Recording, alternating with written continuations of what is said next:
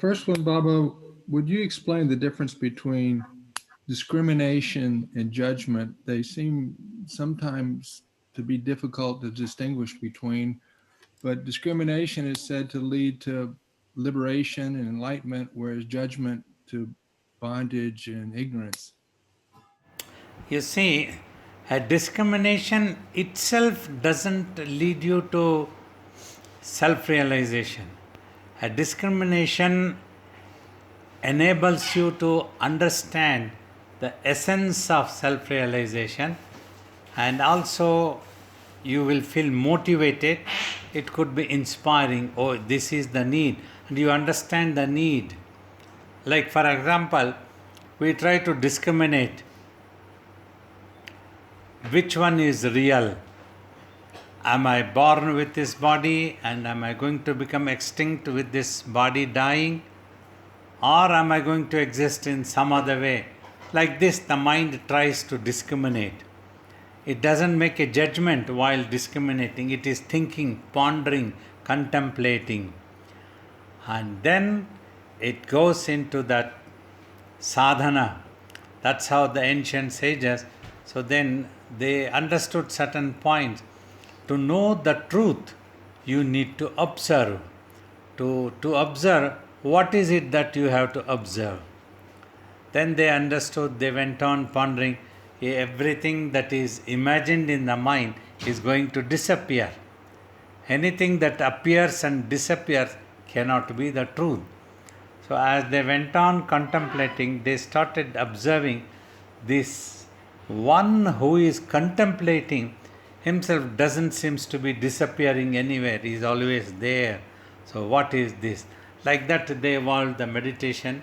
So thus the discrimination is helpful to understand or to come to some understanding about the truth of impermanence and permanent thing, and we feel motivated to go for a sadhana to gain the awareness of the self.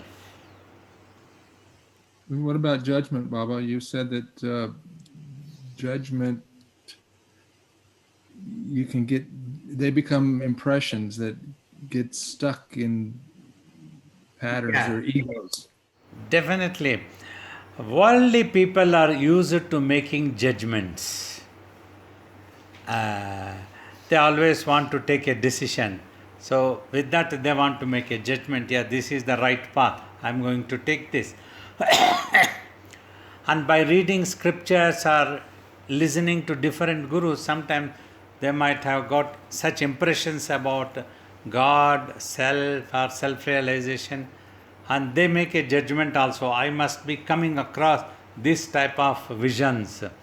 So that is why many people keep insisting, oh, I am getting this vision, I am getting that color, I am this thing getting, so am I progressing? They expect me to endorse, but I insist, no, do not bother about any such thing. Just you have to become quiet. Quiet means you have to give up the actual judgment. Don't judge. A yogi really doesn't make any judgment at all in the world. When he comes across, there is neither good nor bad. He won't think that this is my person and this is not my person. Such judgments won't be done. Then he would absorb the imprints. So when you make a, like I have explained, mind recognizes an existence, then it tries to analyze what it is. So once it has analyzed, then it considers, oh, I have made the analyzed and I have understood now. Once it gains this ego that I have understood, then it makes a judgment. Yes, this is bad thing. This is bad guy, means bad. Always it would appear as bad. Like that you make a judgment, and such things sit as an imprint. So whenever you come across that person, always that impression immediately crops up. Oh, this is a bad guy. We have to be careful. We must keep ourselves away. So that is what is judgment.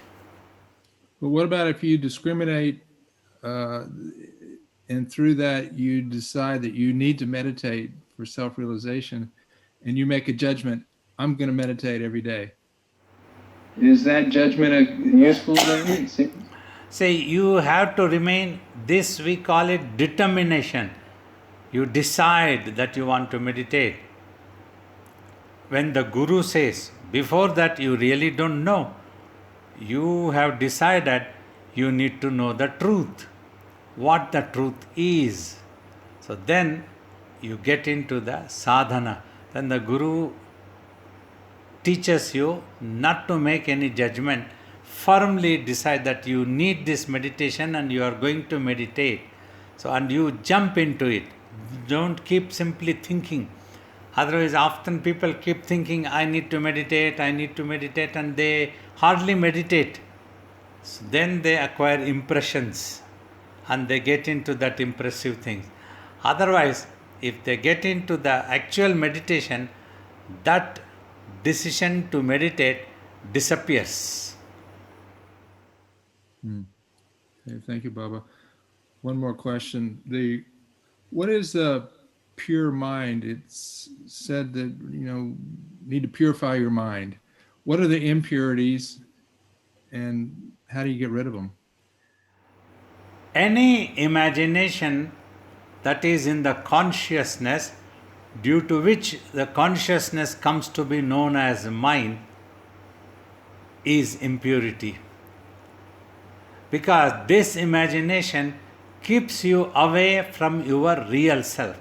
That is the reason we have to consider an imagination, a thought or a vision as an impurity.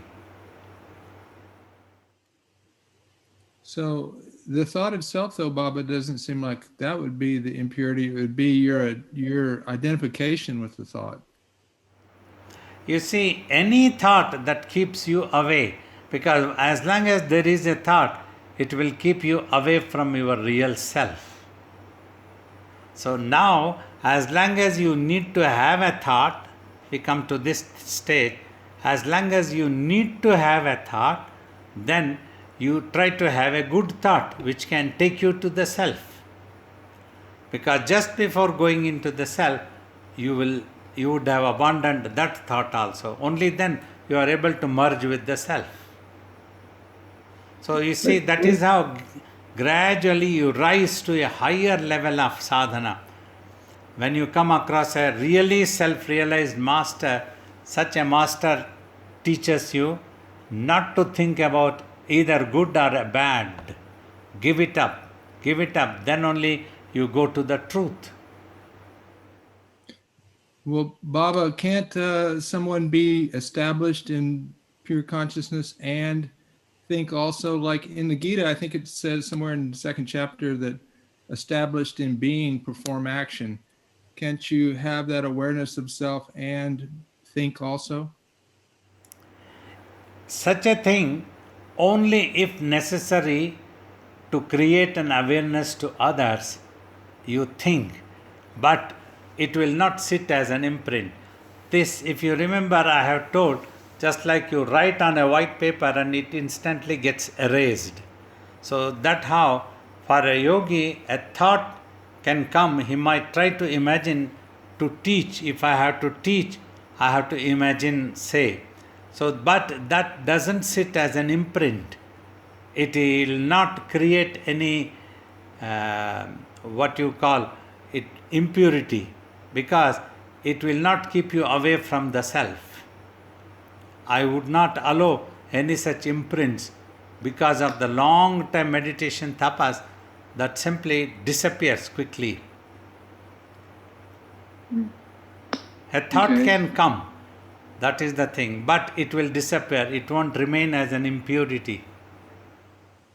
Normally, we think that thought precedes action.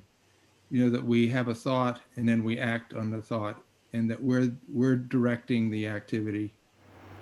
Yeah, as long as if you can follow this principle also, you have a thought and just get into the action, then that thought will disappear.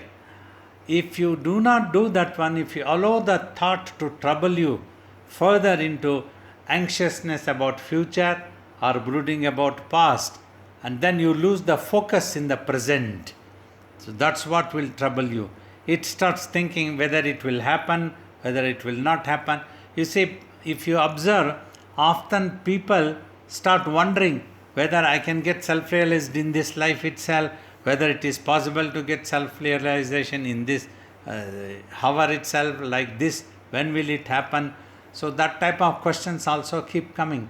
Instead of simply meditating when I have instructed, just watch in between eyebrows and close your eyes. Do not repeat anything. Do not imagine anything. If these three things can be followed, you don't need a thought at all. You are already there. You are doing that. That's what you have to do. Otherwise, every day, oh, I need to meditate, and then you don't meditate. I need to meditate, I need to meditate. You keep repeating, you start wondering, what if the meditation doesn't happen? My meditation is not happening properly. So many, you give rise to so many thought after thought, thought after thought. Then you acquire them as habits.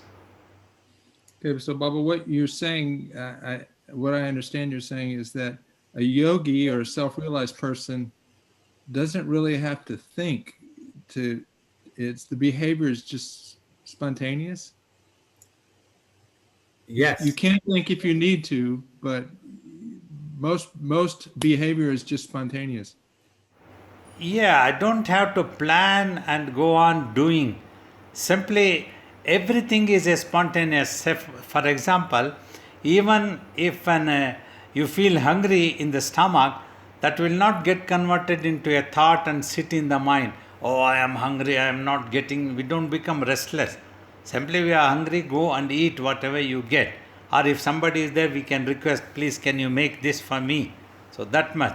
So all these things doesn't get converted into thoughts in the mind, and no cricket match is going to be played in the mind of who is going to make me what should I be eating, I am hungry, if I don't get this thing, I must be getting something else. So many things doesn't happen. Simply you are hungry and you eat.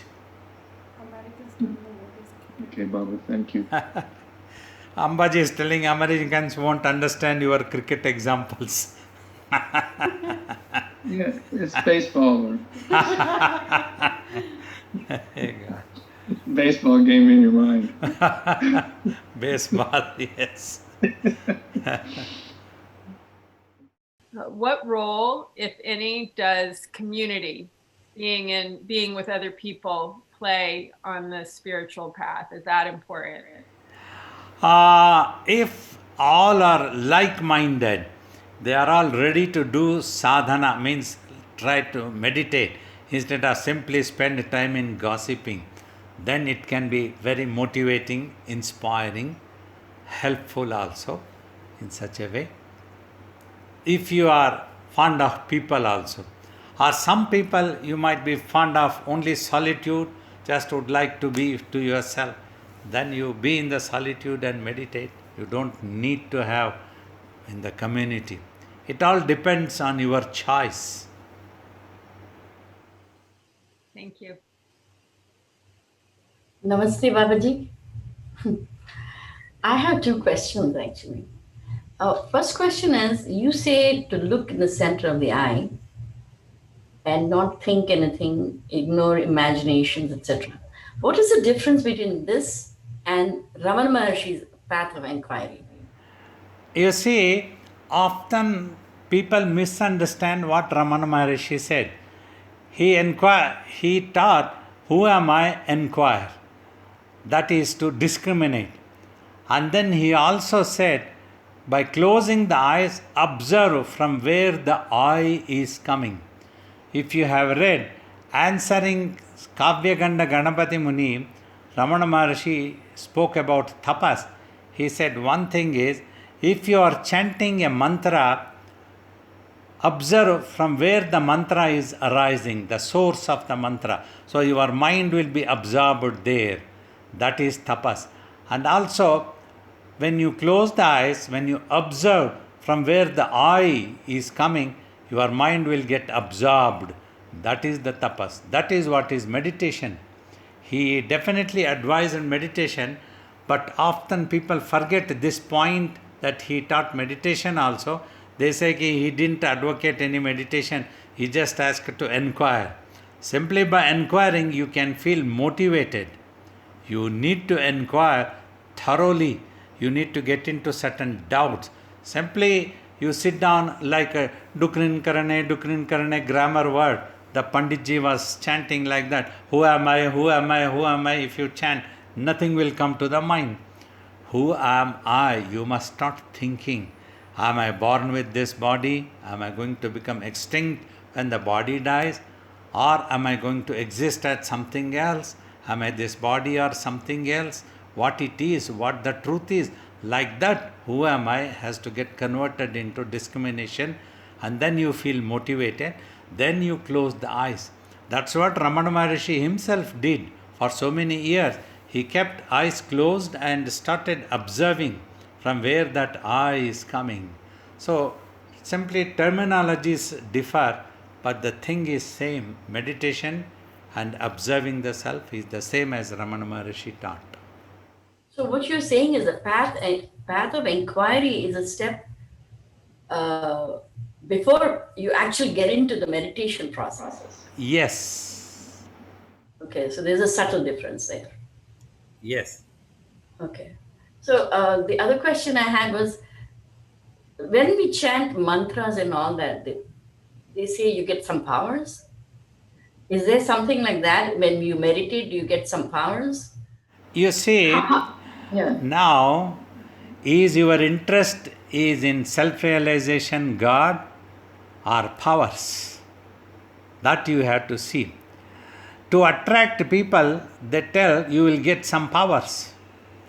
Then slowly you go on chanting, chanting, chanting. When your mind gets absorbed into the mantra, you forget about powers and you become one with the divine. So you want to become the owner of the factory, or you just want a job as a watchman. It's like this, power is like this. You see, you might get some powers. When your mind becomes more concentrated, it might get some resolution powers. If you resolve, certain thing might get materialized. But a master teaches you, and it is always prohibited, and you must surrender the powers. Powers must not be used at all. Then you will lose the self-realization and divinity. So that's what happens. So is it okay then not to do the mantras and just sit in meditation because that's what you want, self-realization? Yes. Even if at all you have an inclination to do mantra, don't connect it to some powers. Just do the mantra because you love that one and you want self realization. With that idea, you try to chant or just sit for meditation without mantra. You don't need the mantra at all. If you simply meditate, also, you will go to God and you will become self realized.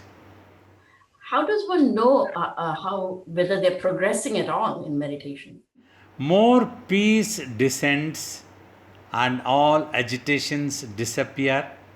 Imaginations in the mind decrease. Mind stops noticing the imaginations or imagining. It becomes pure in its consciousness also.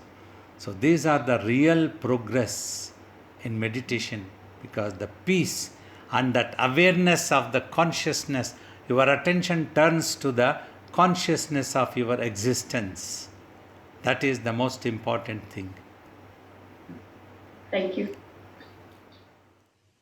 So, Baba, you mentioned about the impermanence nature of the world, and how we should discriminate between what is real and what is going to disappear, right? And other day I was reading about Clint Eastwood. Now he's now 91, very great movie star of his time, and I was so sad to see at 91, how he looks like. And we all see like people growing, aging, and eventually dying. But my question is on temptation, Babaji. Every day we see that people, go through this process, right? 20 years, people who are older than me, they have gone through this. But I see younger generation coming who are 20 years younger, and they think they own the world, and they behaving in a way that it looks like, that they don't care.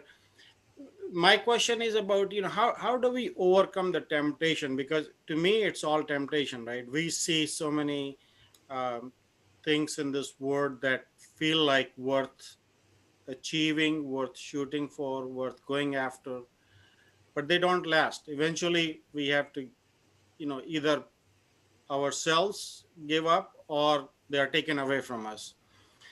So how do we Application of discriminate? How do we make sure that we're not attached to those things and we do the right thing when we still have health, and meditate, like you said, don't play the cricket match. You see, listen to me carefully. Application of proper wisdom is very, very important.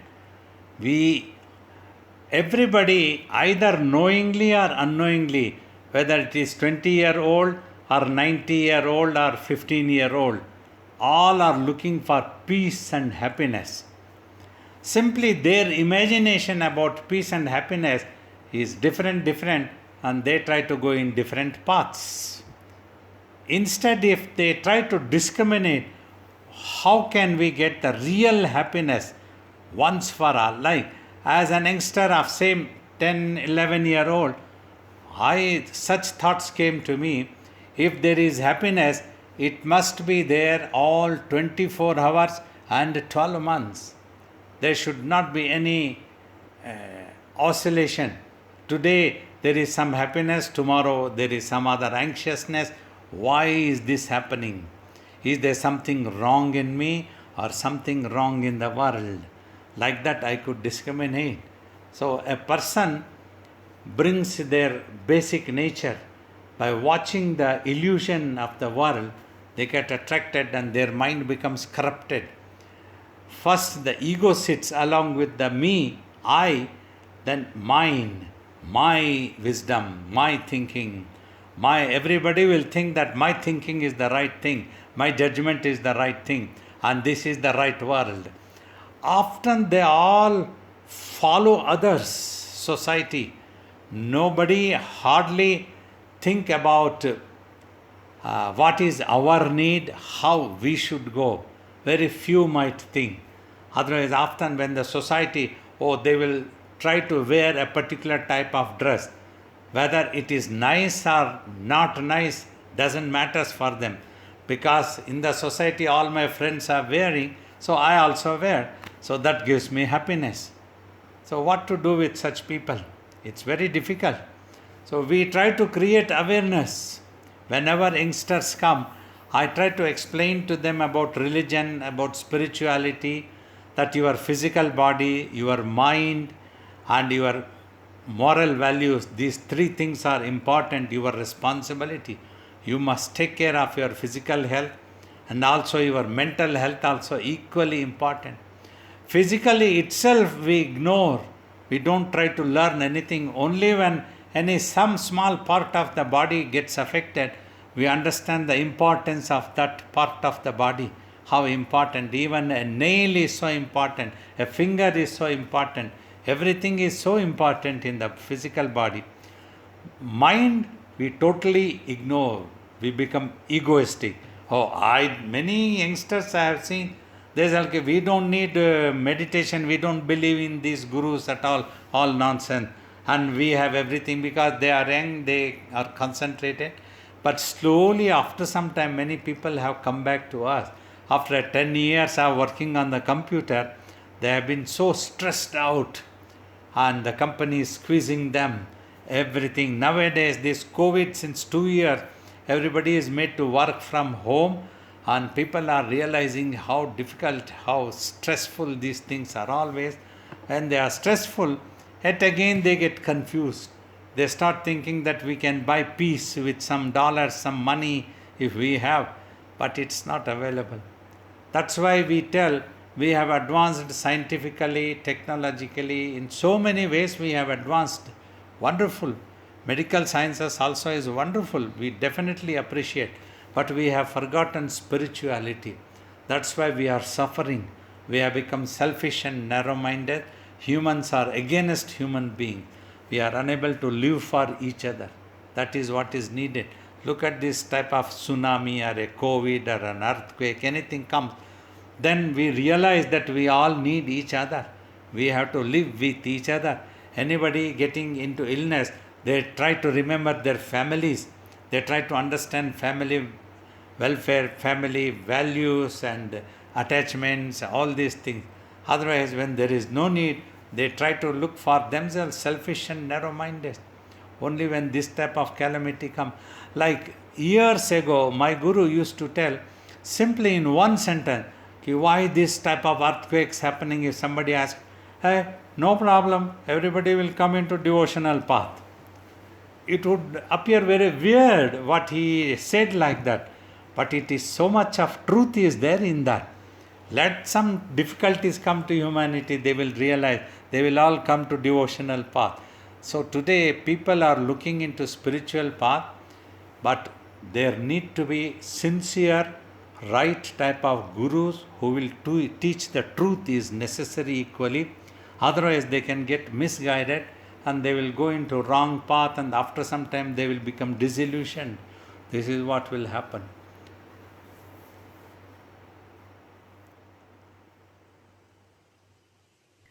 Hi, Baba. So nice to see you today. I was thinking of the mama cat and the way when she has babies, I think it's called scruffing. The mama cat holds the babies by the scruff of the neck and takes the babies from one place to the other very safely, as long as the baby kitten completely doesn't tense up at all, just completely relaxes. The baby kittens that tense up and fight against the mama kitten, they die. They don't make it to the safe place. And I was thinking of the guru as the mama kitten, as you as the mama kitten, holding me by the scruff of the neck. And my job is not necessarily to know everything, but to relax into you so that you can carry me to safety.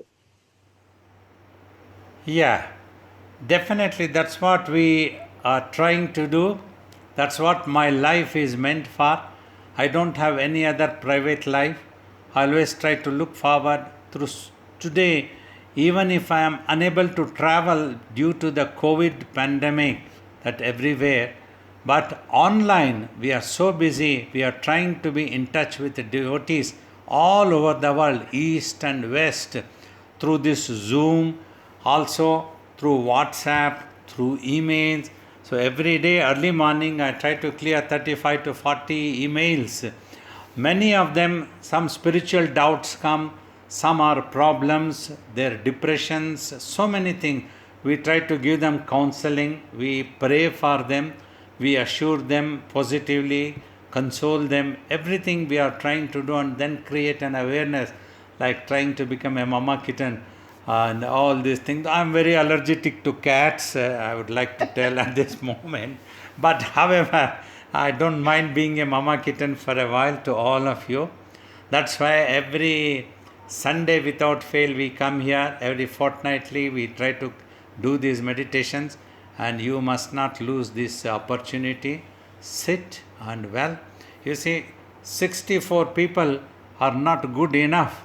All over America, Baba has so many devotees, so many, they all should be able to sit down. We are all putting effort. You also try to motivate others to join these Zoom classes and practice meditation.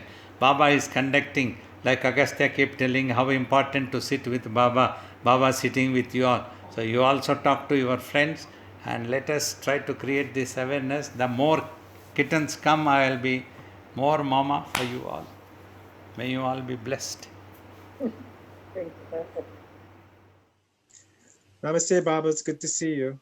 How does Buddha's austerities and enlightenment and Ramakrishna's sadhana practices and enlightenment and your practice, your tapas, how do those all merge together? Because I think there's a string somewhere in there. You see, from childhood itself, we did sadhana in so many different ways.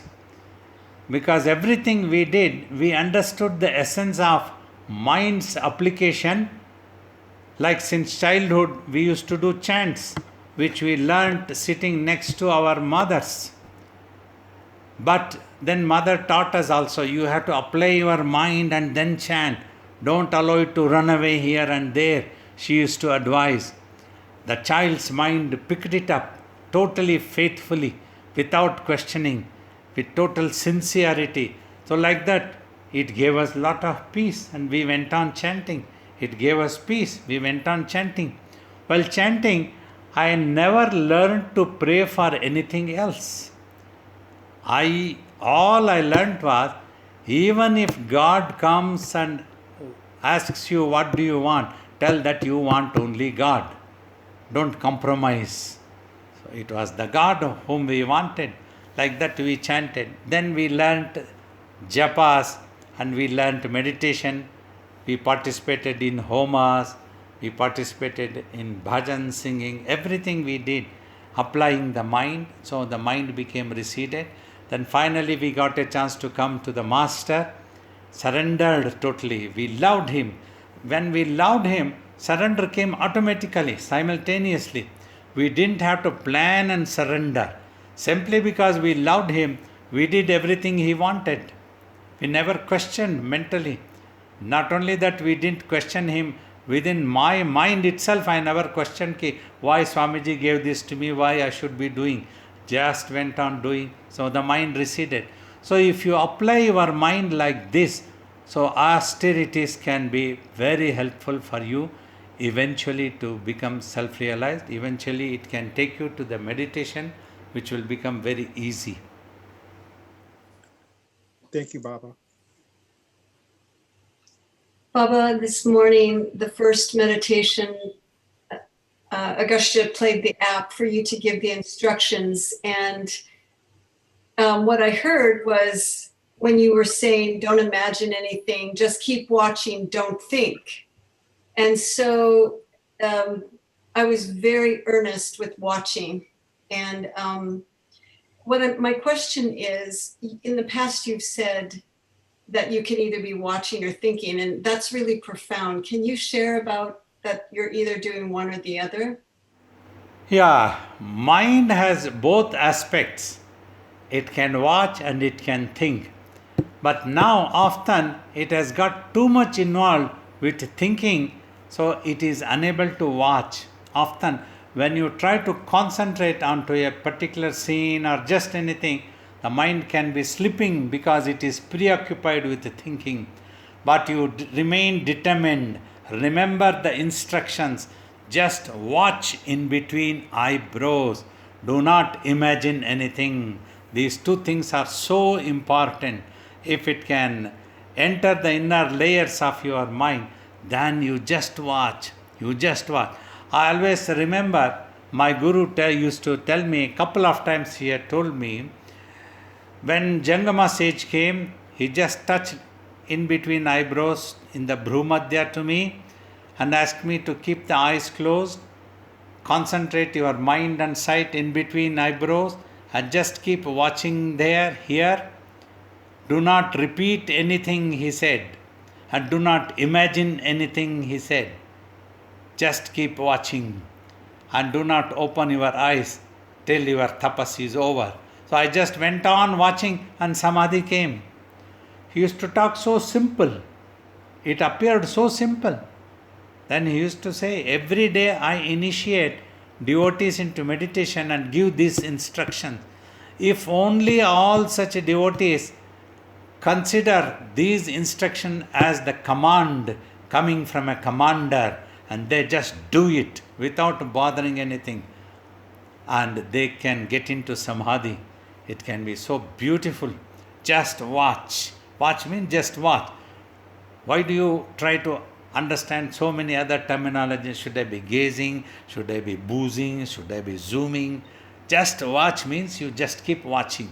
This is such a simple thing. You just watch. Don't repeat means do not repeat. Then again, don't allow any doubts to come. Is it okay if I try to repeat something? Is it okay if I try to do this thing? Then master says, okay, if you have the inclination, you keep doing. Otherwise, you just watch. So if it is watching, when you achieve 100% watching, you will see that it cannot think anything else. It stops thinking, it becomes totally preoccupied watching. Then all the thoughts and visions would have disappeared, evaporated. Then your attention is on to yourself. It becomes But natural. Yeah. is it because we're focusing on one thing, or is it because a different part of the mind is watching? You know, what is really happening there? Like, You see, in the beginning, you take the help of eyeballs to focus, because amongst the sensory organs, eyes are the most strongest, which can withhold, bring the mind and hold it like this. So if you watch like this steadily, first you see now both mind and eyes. Like when you watch, when the master is teaching, you have to apply the eyes first. That's what the availability, sensory organs, physically. You won't know what the mind is, where the mind is. Then slowly, as you try to watch through the eyes, it is that mind, it is that pure consciousness that is watching through the eyes. Here also, it is the same thing taught, technique. Use the eyeballs, fix it, just keep watching. Then you apply the mind also there. And then through the mind you go on watching. Through the mind you go on watching means you are watching actually. The actual you as the pure consciousness is watching. This is what you will realize eventually when all thoughts will disappear. You are watching, and you are watching nothing, because the master did not give any anchor at all. The master did not ask you to watch this god or this picture or that picture, this light, nothing. He simply asked you to watch in between eyebrows. Many people wonder, what is it that I have to watch in between eyebrows? Just watch in between eyebrows, nothing else. You watch in between eyebrows. Understand? Watch the thing that is in between eyebrows. There is nothing. Then the mind realizes mind is watching itself one day.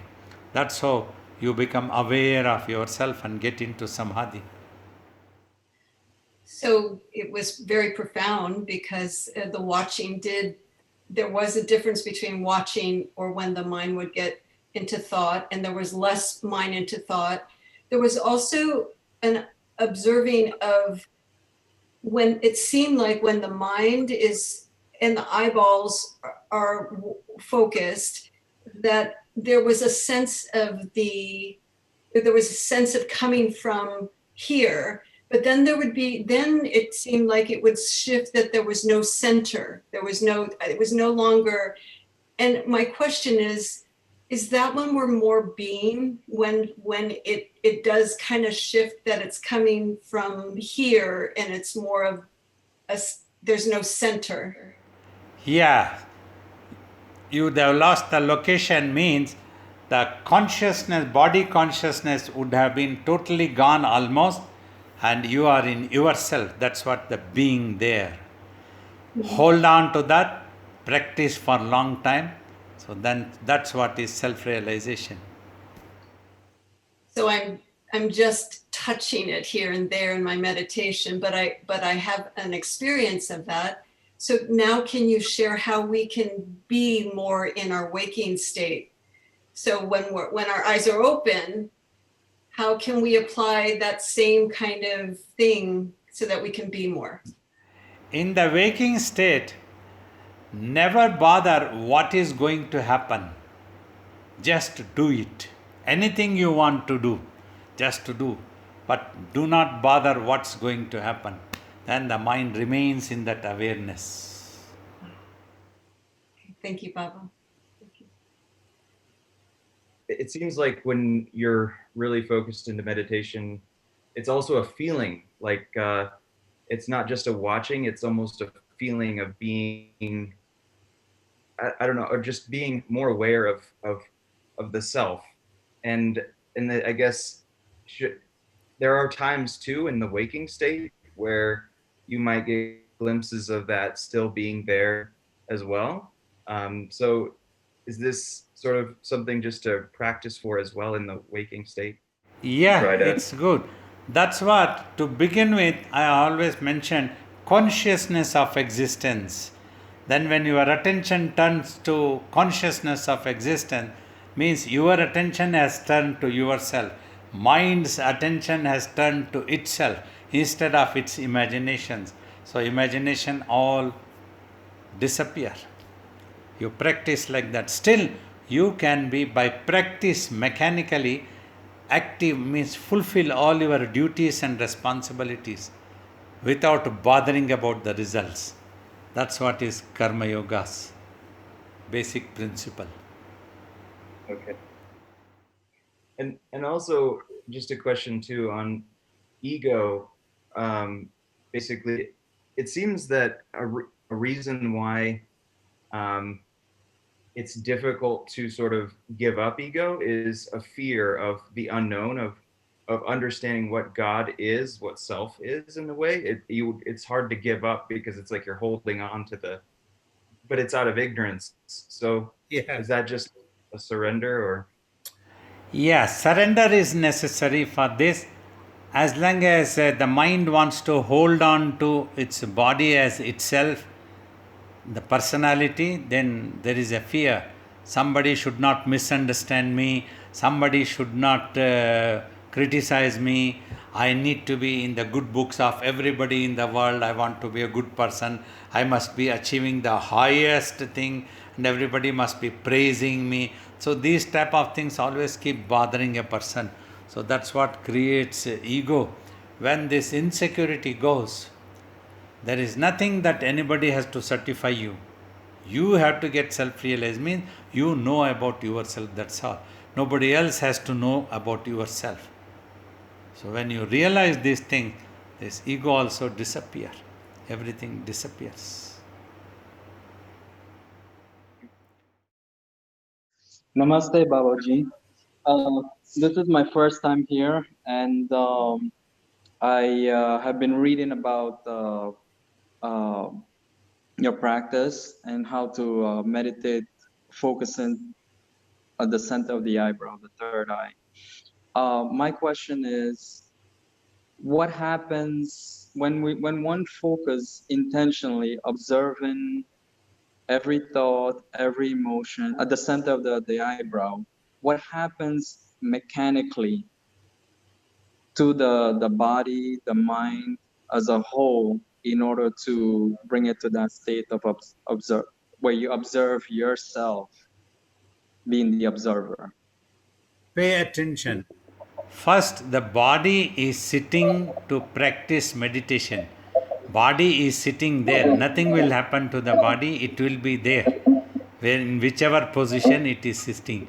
Now, in the mind, millions of thoughts and visions are there. So your mind is totally preoccupied with its own imaginations that are in the form of millions of thoughts and visions. That is why it is unaware about its real self. It doesn't know what itself is. Like, for example, you all recognize about mind, but you don't know what the mind itself is. Simply based on the thoughts and visions, you tell that my mind wants to do this, my mind wants to go there. But what is this mind? Can you show its shape? Ki this is the mind or this is the color of the mind. Nobody has seen it in naked eyes. Impossible. Nobody knows what it is. It is the combination of pure consciousness and energy. That's what the nearest clue, imagination, that we can give for sake of understanding. Now, when you have been asked to watch in between eyebrows, your effort should be to watch in between eyebrows, not try to go on watching every thought and every vision, because otherwise it will take you along with itself. You will run after every thought and the mind runs into the illusion. Simply watch in between eyebrows. If any thought comes there, you just let the thought be in between eyebrows and there you watch.